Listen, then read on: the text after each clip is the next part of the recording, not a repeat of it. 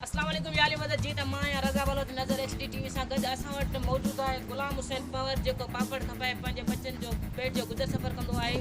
हुन वटि हिकु टैलेंट मौजूदु आहे, अचो त उहो ॿुधूं ऐं ॿारनि खे खिलायूं। जी गुलाम हुसैन पवर। अस्सलाम वालेकुम।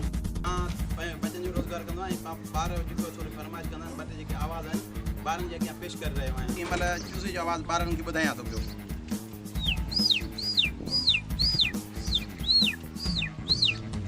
अदा ही ॿारनि जे लाइ ट्रैफिक सिपाही या चौकीदार जो आवाज़ु इहो पेश कयां थो। ही ॿारनि जी आवाज़ु हाणे करां थो ॿारनि लाइ तितर जो आवाज़ु।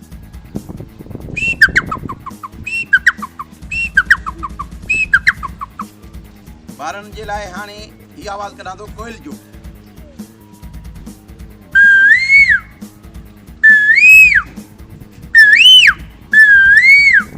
ही ॿारनि जे लाइ आवाज़ु हिकिड़ो ॿियो करां थो गाॾी हारून हणंदी आहे, हुन जे लाइ ही आवाज़ु आहे।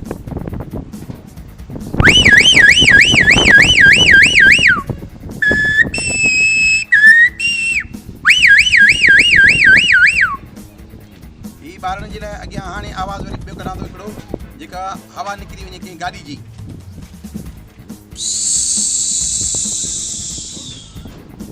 हाणे ॿारनि जे लाइ आवाज़ु हिकिड़ो करां थो जेका फुसड़ी नंढी हिकिड़ी आवाज़ु कढंदी आहे।